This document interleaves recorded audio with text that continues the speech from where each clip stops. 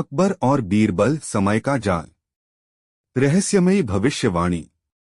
एक सुबह बादशाह अकबर अपनी दीवाने खास में बैठे थे।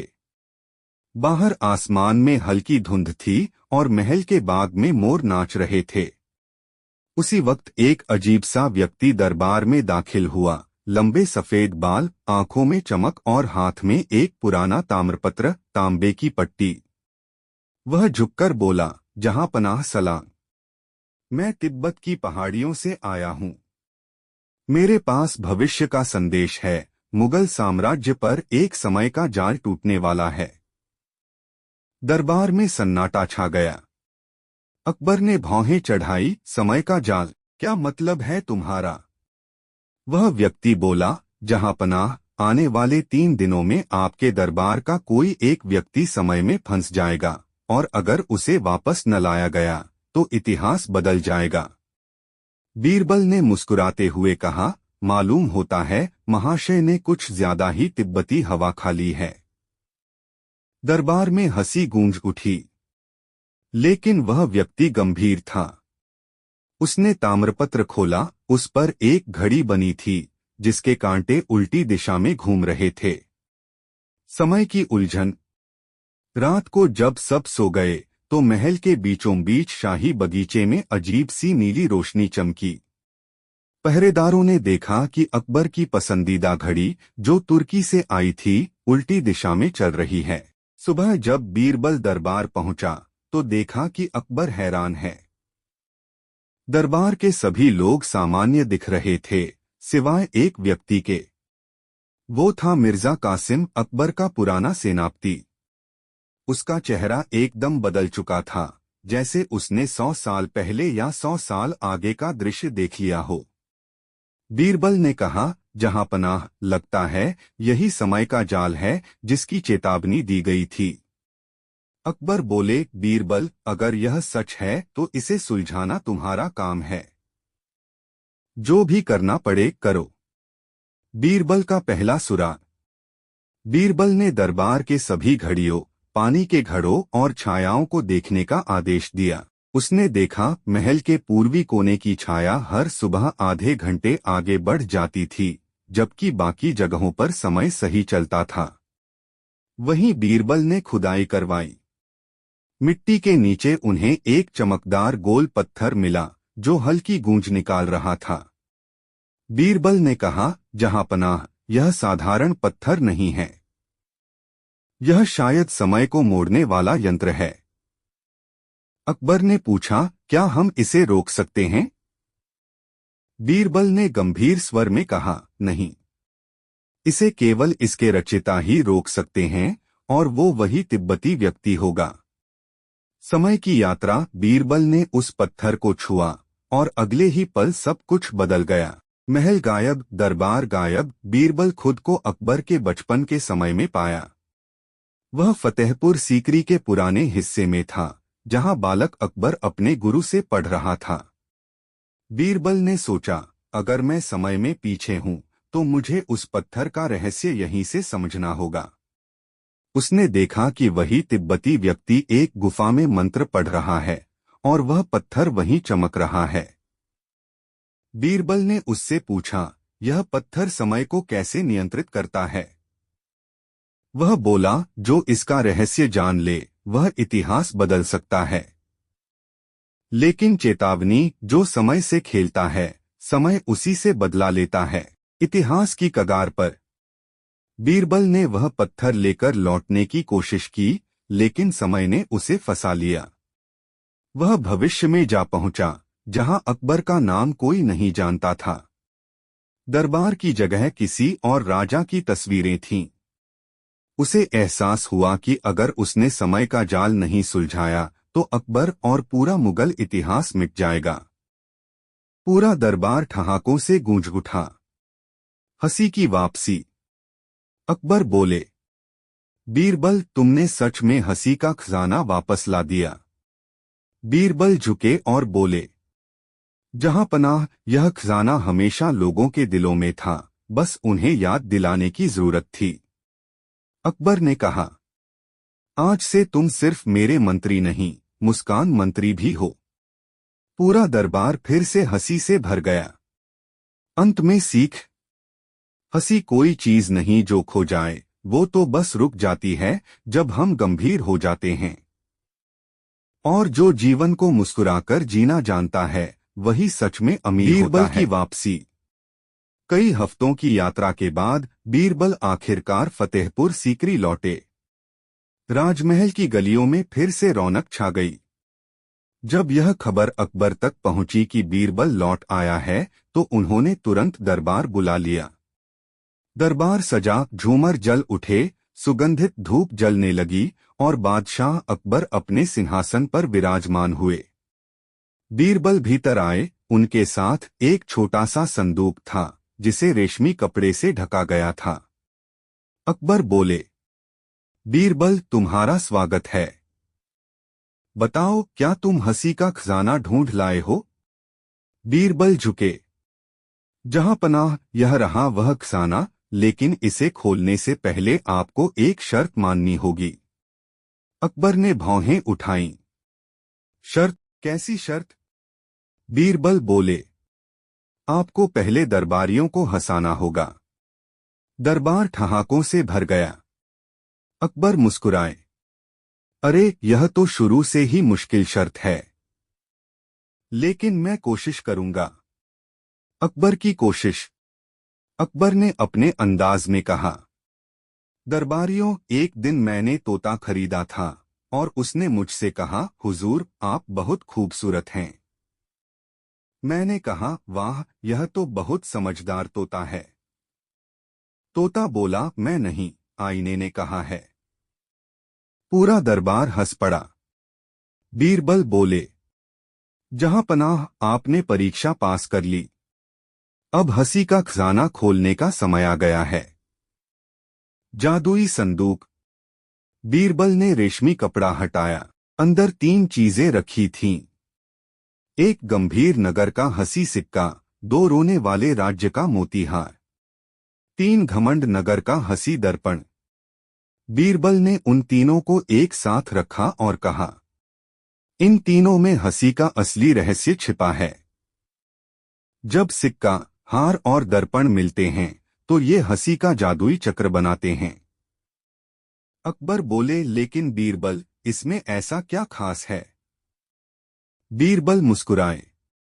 जहां पनाह, सिक्का सिखाता है कि गंभीरता में भी हंसी हो सकती है, हार सिखाता है कि दुख में भी मुस्कान मिल सकती है, और दर्पण सिखाता है कि हंसी तब आती है जब इंसान खुद पर हंसना सीख जाता है। जब ये तीनों बातें मिलती हैं तभी सच्ची खुशी जन्म लेती है। हंसी का प्रकाश। बीरबल ने तीनों रत्नों को एक साथ जोड़कर संदूक खोला। अचानक उसमें से एक सुनहरी रोशनी निकली जो पूरे दरबार में फैल गई। वह रोशनी किसी सामान्य चमक जैसी नहीं थी, उसमें एक मीठी आवाज थी, जैसे सैकड़ों लोग हंस रहे हों। अकबर बोले, यह क्या है बीरबल? बीरबल ने कहा, जहां पनाह, यह हंसी का आत्मा है। यह हर दिल में होती है, पर लोग इसे डर, गुस्से या अहंकार की धूल में छिपा देते हैं।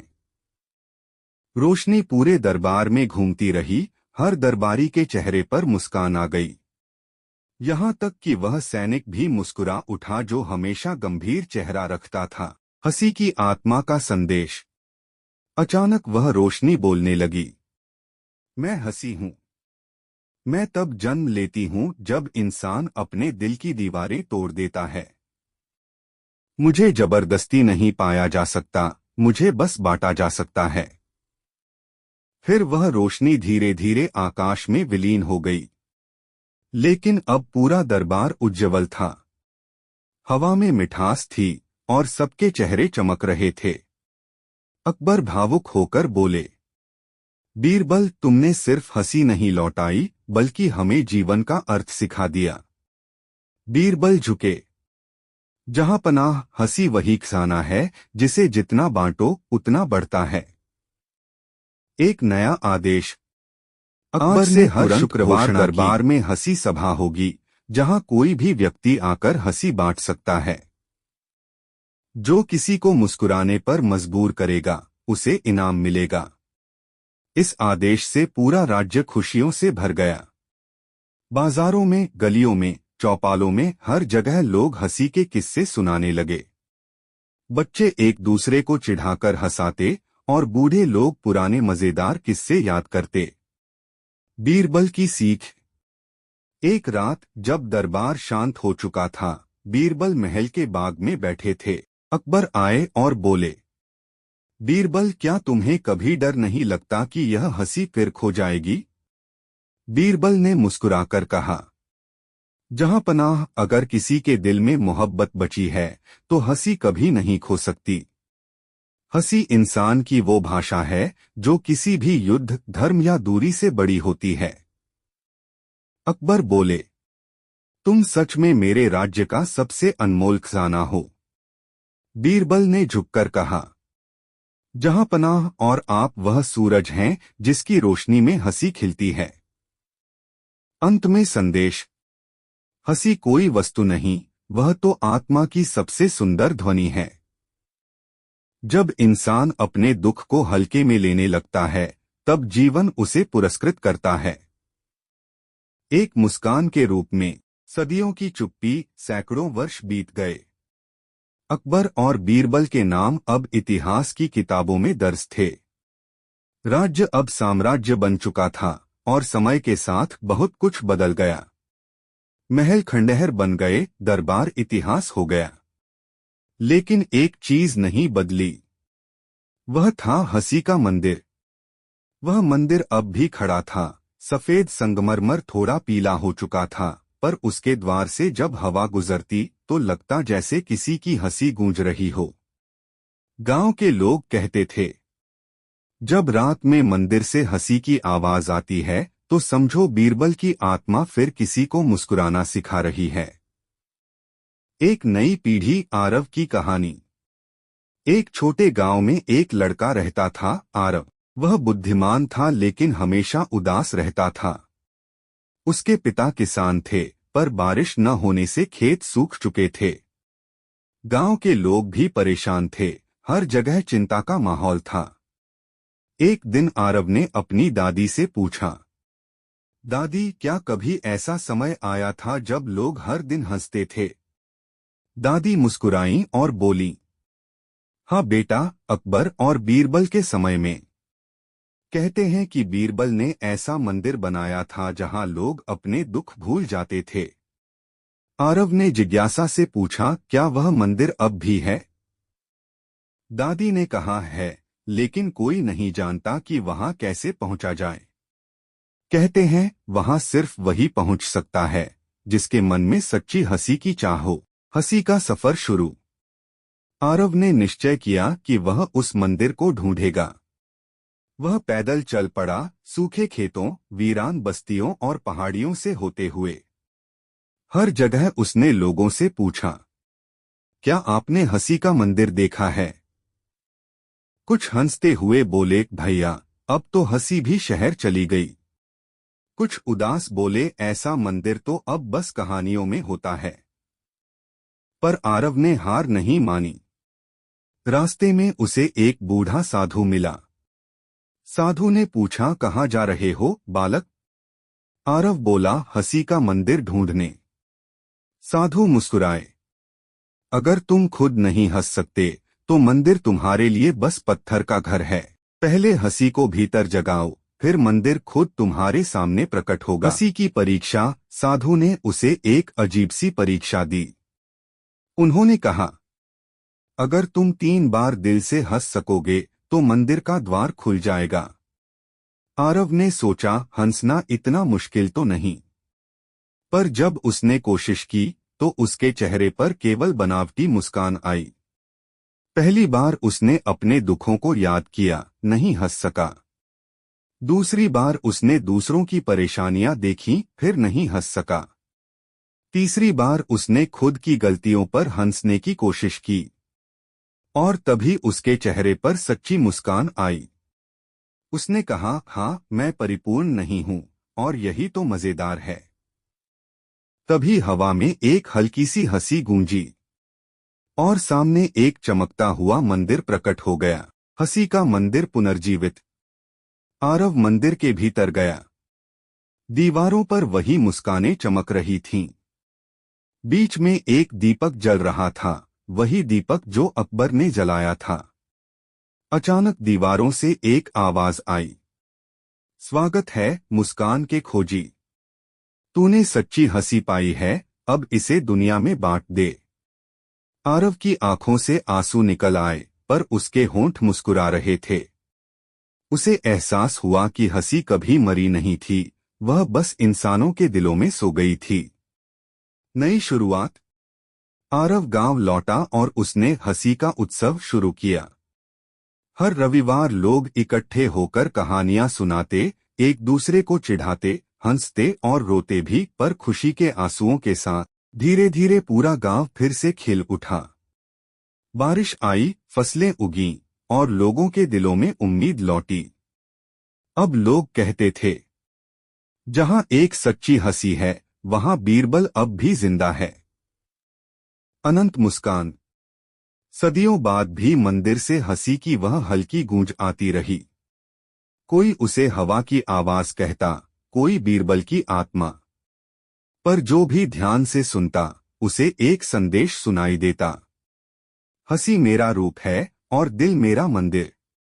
अगर तू मुस्कुरा सकता है, तो तू ही मेरा उत्तराधिकारी है। अंत का संदेश। बीरबल की बुद्धिमानी ने अकबर का दरबार सजाया, पर उसकी मुस्कान ने आने वाली पीढ़ियां रोशन की। और यही है हंसी का खजाना। एक ऐसा खजाना जो कभी खत्म नहीं होता, बस बांटने से और बढ़ता जाता है। आत्मा का पुनर्जन्म। गांव में हंसी का उत्सव शुरू हुए कुछ साल बीत चुके थे। लोग खुश रहने लगे थे, पर एक बात अजीब थी। हर बार जब कोई किसी समस्या में फंसता, तो अचानक कोई बुद्धिमान व्यक्ति प्रकट होता, वो सलाह देता और गायब हो जाता। लोग कहते वो कोई साधारण इंसान नहीं था, वो बीरबल की आत्मा थी। एक दिन गांव में एक अनजान यात्री आया। उसने फटे कपड़े पहने थे, पर आंखों में एक गहरी चमक थी। वह बच्चों के साथ खेलता, बूढ़ों की बातें सुनता और हर किसी को किसी न किसी तरह मुस्कुराने पर मजबूर कर देता। उसका नाम था वीरन। पर लोग जल्द ही समझ गए, वीरन कोई और नहीं, बल्कि बीरबल का पुनर्जन्म था। वीरन की अद्भुत समझदारी। एक बार गांव में दो भाइयों में झगड़ा हुआ। बड़ा भाई कहता, ये खेत मेरा है। छोटा कहता, नहीं, पिता ने मुझे दिया था।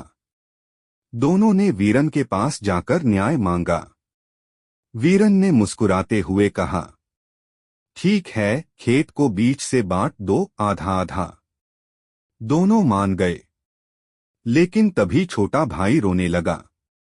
नहीं, मैं नहीं चाहता खेत कटे। वीरन हंसा और बोला, जिसे खेत का दर्द महसूस हुआ, वही असली मालिक है। लोग दंग रह गए। वो न्याय बीरबल के पुराने फैसले जैसा ही था। गांव में चर्चा फैल गई। वीरन नहीं, वो बीरबल ही है जो फिर लौट आया है। हंसी का रहस्य फिर जागा। एक दिन वीरन मंदिर गया, जहां आरव ने दीपक जलाया था। वहां अब भी वो दीपक जल रहा था। वीरन ने कहा, मैं लौटा हूं अपनी हंसी का वादा पूरा करने। दीपक की लौ तेज हुई और मंदिर के अंदर अकबर की आवाज गूंजी, बीरबल तू फिर आ गया। वीरन ने सिर झुकाया। जहां लोग भूलने लगे मुस्कुराना, वहां मैं लौट आता हूं। अकबर की आत्मा मुस्कुराई, फिर से मेरा दरबार तेरा इंतजार कर रहा है, इस बार इंसानों के दिलों में। तभी मंदिर की दीवारें चमक उठीं और वहां उभर आया नया नाम, हंसी का दरबार। हंसी का दरबार। अब हर हफ्ते गांव में हंसी का दरबार लगता था। लोग अपने दुख, उलझने और सवाल लेकर आते और वीरन यानी बीरबल अपनी सूझबूझ से उन्हें जवाब देता। एक दिन एक व्यापारी आया। उसने कहा, वीरन, मैंने बहुत मेहनत की पर अमीर नहीं हुआ। वीरन हंसा और बोला, धन का लोभ वैसा ही है जैसे रेत को मुट्ठी में पकड़ना। जितना कसकर पकड़ोगे उतनी जल्दी फिसलेगी। लोग ठहाके मारकर हंसे और व्यापारी को सच्ची समझ मिली। फिर एक और औरत आई, बोली, मेरा बेटा हर समय उदास रहता है। वीरन बोला, उसे कोई कारण मत दो हंसने का, उसे बस यह सिखाओ कि बिना कारण भी हंसना एक कला है। पूरा दरबार हंसी से गूंज उठा और उस दिन से वह गांव हंसीपुर कहलाया। अंतिम ज्ञान। एक रात वीरन चांदनी में बैठा था। आरव, जो अब बड़ा हो चुका था, उसके पास आया और बोला, गुरुदेव, क्या आप वाकई बीरबल हैं? वीरन मुस्कुराया, नाम बदल जाते हैं पर हंसी नहीं। जब तक कोई ईमानदार हंसी दुनिया में है तब तक बीरबल जिंदा है। आरव ने कहा, तो क्या आप फिर चले जाएंगे? वीरन ने आसमान की ओर देखा। जब लोग बिना वजह मुस्कुराना सीख लेंगे तब मेरा काम पूरा हो जाएगा। धीरे धीरे उसकी देह से रोशनी निकलने लगी और वह उसी दीपक की लौ में समा गया जो मंदिर में जल रहा था। बीरबल अमर है। अगली सुबह गांव वालों ने देखा, मंदिर में दीपक की लौ अब पहले से भी ज्यादा उजली थी और दीवार पर लिखा था, जहां हंसी है वहां बीरबल है, जहां सूझबूझ है वहां अकबर है, और जहां सच्चाई है वहां उनका दरबार अब भी चलता है। अंतिम पंक्तियां। बीरबल मरे नहीं, वो मुस्कान बन गए, अकबर खोए नहीं, वो समझ बन गए, और हर दिल में जहां सच्ची हंसी खिलती है वही दरबार, वही बीरबल, वही अकबर फिर जन्म लेते हैं। समय का चक्र, सदियां बीतती चली गईं। अकबर और बीरबल की कहानियां अब किताबों में थीं। मंदिर अब एक ऐतिहासिक धरोहर बन चुका था। लोग वहां दर्शन करने आते, हंसी की दीवारों को छूते और दिल में हल्की सी खुशी लेकर लौटते। पर एक सवाल हमेशा हवा में तैरता, अब बीरबल कौन है? हर युग में जब अंधकार बढ़ता, किसी न किसी रूप में बीरबल लौट आता। कभी एक विदूषक, कभी शिक्षक, कभी कवि और कभी एक आम इंसान के रूप में। नया बीरबल आरव का पुत्र। अब आरव बूढ़ा हो चुका था। उसका बेटा अयान बहुत चतुर लेकिन शरारती था। लोग कहते, ये बालक तो अपने बाप से भी 4 कदम आगे निकलेगा। एक दिन अयान मंदिर में खेलने गया। वहां दीपक अब भी जल रहा था, धीमी लेकिन स्थिर लौ के साथ। अयान ने पूछा, दादी, ये दीपक कौन जलाता है? दादी ने मुस्कुराकर कहा, ये दीपक खुद जलता है क्योंकि इसमें बीरबल की हंसी बसती है। अयान ने शरारती अंदाज में कहा, अगर मैं इसे बुझा दूं तो क्या बीरबल मुझसे नाराज होंगे? और जैसे ही उसने फूंक मारी, दीपक की लौ नहीं बुझी बल्कि तेज चमकी और एक आवाज आई, हंसी को कोई बुझा नहीं सकता, जो उसे छूने की कोशिश करता है वही उसका रक्षक बन जाता है। अयान डर गया, पर आवाज ने कहा, डरो मत, तुम मेरे वारिस हो। बुद्धि की परीक्षा। उस रात अयान ने सपना देखा। एक उजले दरबार में अकबर और बीरबल बैठे थे। अकबर बोले, क्या तुम जानते हो बीरबल की बुद्धि कहाँ छिपी है? अयान बोला, किताबों में। अकबर हंसे, नहीं, किताबें तो शब्दों को बांधती हैं, बुद्धि को नहीं। बीरबल मुस्कुराए, मेरी बुद्धि वहां है जहां सवाल पैदा होते हैं और जहां हंसी उन्हें जवाब बनाती है। फिर उन्होंने अयान को एक दर्पण दिया और बोले, अगर तुम इस दर्पण में किसी और का चेहरा देख पाओगे तो तुम तैयार हो। अयान ने देखा, दर्पण में उसका चेहरा नहीं था बल्कि बीरबल की मुस्कान थी। आधुनिक हंसी का दरबार। अयान बड़ा हुआ और शहर चला गया। वहां उसने हंसी का दरबार नाम से एक मंच शुरू किया, जहां लोग आते, अपनी कहानियां साझा करते और समाज की परेशानियों को हंसी के जरिए हल करते। एक दिन किसी ने उससे पूछा, तुम हंसी से क्या बदल लोगे? अयान ने उत्तर दिया, जहां तर्क हार जाते हैं वहां मुस्कान जीत जाती है। धीरे धीरे उसका मंच देश भर में मशहूर हो गया। लोग उसे आधुनिक बीरबल कहने लगे। दीपक की लौ अमर रही। एक रात अयान फिर उसी मंदिर लौटा। दीपक अब भी जल रहा था और दीवारों पर कुछ नए शब्द उभर आए थे। हर युग में जब लोग हंसी भूलेंगे, एक बच्चा जन्म लेगा जो फिर से उन्हें मुस्कुराना सिखाएगा। अयान ने दीपक के सामने प्रणाम किया और कहा, मैं वादा करता हूँ, जब तक मैं जीवित हूँ ये हंसी कभी नहीं मरेगी। तभी हवा चली और मंदिर में वही पुरानी हंसी गूंज उठी। अकबर और बीरबल की अंतिम पंक्तियां। हंसी दीपक नहीं, लौ है। बुझती नहीं, बस रूप बदलती है। अकबर और बीरबल का रिश्ता खत्म नहीं हुआ, वो तो अब हर उस दिल में है जो मुस्कुराना जानता है। उसने एक योजना बनाई। उसने पत्थर को दो हिस्सों में बांट दिया। एक हिस्सा उसने अपने पास रखा, दूसरा समय की धारा में फेंक दिया ताकि भविष्य स्थिर रहे। अकबर की परीक्षा। जब बीरबल लौटकर आया तो सब कुछ सामान्य लग रहा था, लेकिन अब अकबर की याददाश्त में बीरबल का नाम ही गायब था। दरबार में अकबर बोले, तुम कौन हो और मेरी अदालत में क्यों आए हो? बीरबल मुस्कुराया, जहां पनाह, मैं वही हूं जो आपको हर मुश्किल से निकालता रहा हूं। शायद समय ने आपकी यादें छीन ली हैं, पर हमारी दोस्ती अमर है। अकबर ने संदेह से देखा।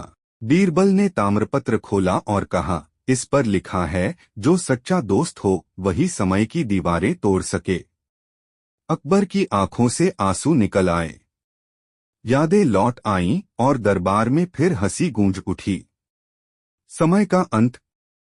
उस रात बीरबल ने पत्थर को यमुना नदी में फेंक दिया और बोला, इतिहास को इतिहास रहने दो, भविष्य को भविष्य बनने दो। सुबह जब सूरज निकला तो महल फिर सामान्य हो चुका था। वह तिब्बती व्यक्ति गायब था, लेकिन दीवार पर हल्के अक्षरों में लिखा था, जो समय को समझ ले वही सच्चा ज्ञानी कहलाता है। बीरबल की आखिरी बात। अकबर ने कहा, बीरबल, तुमने मुझे समय से भी बड़ा सबक दिया कि दोस्ती, विश्वास और बुद्धि हर युग में अमर रहती है। बीरबल मुस्कुराया, जहां पनाह, समय चाहे जाल बुन दे, लेकिन सच्ची नीयत से वो भी टूट जाता है। कहानी का संदेश, समय सबसे शक्तिशाली होता है, लेकिन इंसान की सच्चाई और बुद्धि अगर साथ हो तो वो समय को भी मात दे सकता है। गायब हुई छाया।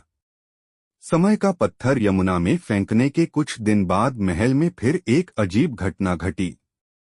सुबह के वक्त जब सूरज की किरणें दीवाने खास में पड़ी तो सबकी छाया दीवार पर दिखाई दी, सिवाय बीरबल के। अकबर ने गौर किया और तुरंत कहा, बीरबल, तुम्हारी छाया कहाँ है?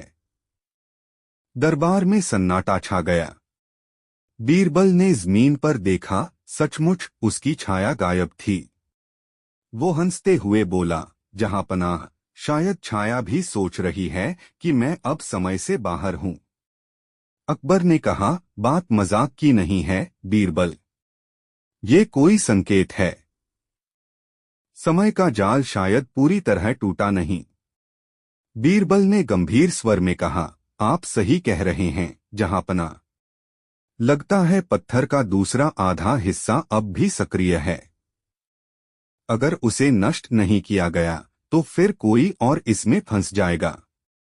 नीली धुंध का रहस्य। रात को बीरबल अपने कक्ष में बैठा था। बाहर घना कोहरा छा गया था और अचानक हवा में हल्की नीली चमक फैली, ठीक वैसी ही जैसे उस रात पत्थर मिला था। बीरबल ने खिड़की से देखा, महल का पुराना घड़ीघर चमक रहा था। वो दौड़कर वहां पहुंचा। वहां अकबर पहले से मौजूद थे। बोले, बीरबल, यह घड़ी अपने आप चलने लगी है और देखो, इसकी सुइयां फिर उल्टी दिशा में घूम रही हैं। बीरबल ने समझ लिया कि समय का पत्थर यहीं छिपा है। उसने घड़ी के नीचे खुदाई शुरू करवाई और देखा नीचे एक लोहे का संदूक है जिस पर वही तिब्बती लिपि खुदी हुई थी। संदूक का श्राप। बीरबल ने संदूक खोला तो अंदर एक आधी चमकती हुई डिस्क पड़ी थी। वो पत्थर का ही दूसरा टुकड़ा था। साथ में एक पर्ची रखी थी, जो इस डिस्क को एक करेगा वो समय का स्वामी बनेगा, पर उसकी आत्मा समय के पार चली जाएगी। अकबर बोले, क्या इसका मतलब है कि अगर कोई दोनों हिस्से जोड़ दे तो वो समय को रोक सकता है? बीरबल ने कहा, हाँ जहांपना, लेकिन जो ऐसा करेगा उसका अस्तित्व मिट जाएगा। अकबर ने कहा, तो इसे हमेशा के लिए खत्म कर दो। बीरबल ने सिर झुकाया, मैं कोशिश करूंगा, पर इसके लिए हमें उस जगह जाना होगा जहां समय की शुरुआत हुई, यानी कालखंड गुफा। कालखंड गुफा की यात्रा 3 दिन बाद अकबर, बीरबल और कुछ चुने हुए सिपाही दिल्ली से निकल पड़े। वे अरावली के पहाड़ों को पार करते हुए एक रहस्यमयी घाटी में पहुंचे, जहां पक्षी नहीं गाते थे और हवा में अजीब सी गूंज थी। वहीं एक गुफा थी जिसके द्वार पर वही चिन्ह बना था, उल्टी दिशा में घूमता हुआ सूर्य। बीरबल ने कहा, यही है कालखंड गुफा। जो भी अंदर गया कभी वापस नहीं आया, क्योंकि वहां समय नहीं चलता। अकबर बोले, अगर किसी को जाना है तो मैं जाऊंगा। बीरबल मुस्कुराया, जहांपनाह, अगर आप गए तो साम्राज्य का क्या होगा? मुझे जाने दीजिए। यह मेरा कर्म है, क्योंकि समय का जाल मैंने ही छुआ था। समय की परीक्षा। बीरबल अकेला गुफा में गया। अंदर अंधेरा था, लेकिन बीच में नीली रोशनी में दोनों पत्थर चमक रहे थे, मानो उसे बुला रहे हों। उसने दोनों हिस्से उठाए और जोड़ दिए। अचानक गुफा में एक तूफान उठा, दीवारों पर पुरानी आवाजें गूंजने लगीं। समय को जोड़ोगे तो पहचान खो दोगे, सोच लो बीरबल। बीरबल ने कहा, अगर मेरी पहचान मिटने से मेरे बादशाह और मेरा देश सुरक्षित रहेगा तो यह सौदा मुझे मंजूर है। वह मुस्कुराया और पत्थरों को जोड़ दिया। इतिहास का रीसेट। एक तेज प्रकाश फैला, गुफा हिलने लगी।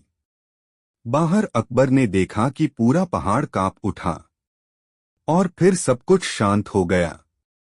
बीरबल कहीं नहीं था।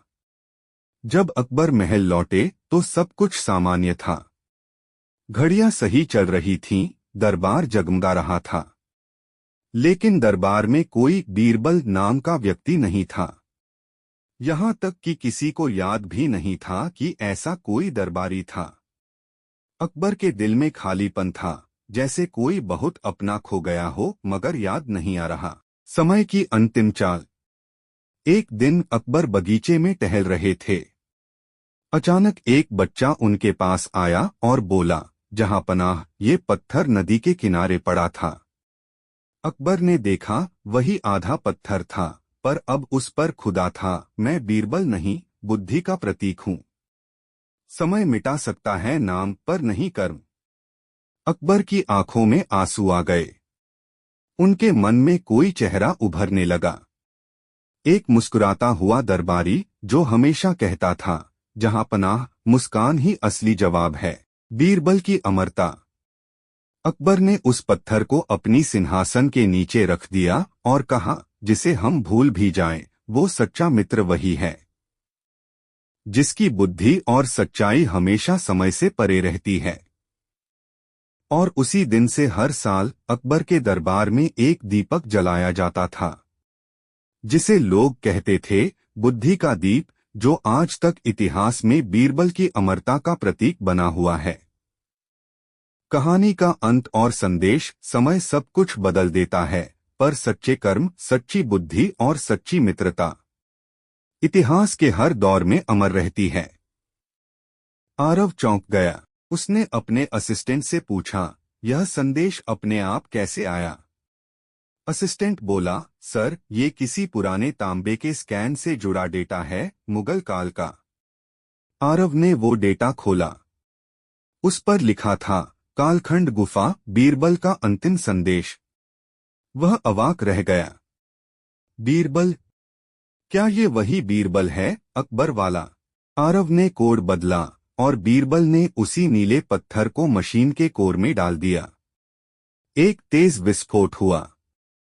समय रुक गया, फिर धीरे धीरे वापस चलने लगा। समय का पुनर्जन्म। जब सब शांत हुआ, आरव होश में आया और देखा, लैब सुरक्षित थी, वाल्टर गायब और बीरबल सामने खड़ा मुस्कुरा रहा था। जहां पनाह, बीरबल बोला, अब समय फिर संतुलन में है। आरव ने पूछा, अब आप क्या करेंगे? बीरबल ने कहा, मेरा काम पूरा हुआ। शायद अब समय मुझे फिर अपनी धारा में ले जाएगा। उसका शरीर धीरे धीरे प्रकाश में बदलने लगा। आरव चिल्लाया, बीरबल रुको। बीरबल मुस्कुराया, जहां पनाह, इस युग में मेरा अकबर मुस्कुरा रहा है, बस यही मेरा इनाम है। और वह गायब हो गया। अनंत युग की शुरुआत। कई महीने बाद आरव ने अपनी लैब का नाम रखा, Birbal research centre of time mind, और प्रवेश द्वार पर एक वाक्य लिखा, समय को जीतना संभव नहीं, पर उसे समझना वही असली विजय है। रात को जब उसने वही पत्थर देखा, उस पर एक नई लिपि उभरी थी, मैं बीरबल हूं और हर युग में लौटूंगा जब अकबर को मेरी जरूरत होगी। कहानी का अंतिम संदेश, बुद्धि और विज्ञान दोनों मिलकर ही भविष्य को सुरक्षित बना सकते हैं। समय नष्ट नहीं होता, वह केवल दिशा बदलता है, और जहां भी सच्चाई होगी वहां बीरबल फिर लौटेगा। समय की गूंज। अगले दिन आरव उस गुफा के आधुनिक नक्शे को देखने गया। जहां पहले कालखंड गुफा थी, वहां अब एक पुराना मंदिर था। वहां के पुजारी ने कहा, बेटा, इस जगह में हर 100 साल बाद एक चमकदार रोशनी निकलती है और कोई न कोई व्यक्ति यहाँ कुछ भूल कर चला जाता है। आरव ने पूछा, क्या हाल ही में कुछ हुआ? पुजारी बोला, कल रात एक आदमी आया था, अजीब कपड़े पहने हुए, बोलने का ढंग पुराना था। उसने कहा, जहां पनाह को बताना कि बीरबल लौट आया है। फिर गायब हो गया। आरव का दिल जोर से धड़कने लगा।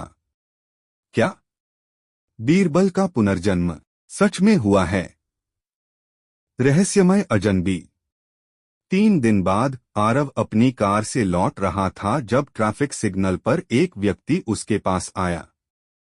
साधारण धोती कुर्ता, लेकिन आंखों में गजब की गहराई। वह मुस्कुराया और बोला, डॉक्टर आरव खान, तुम समय के पत्थर को ढूंढ रहे हो न? आरव सन्न रह गया, आपको कैसे पता?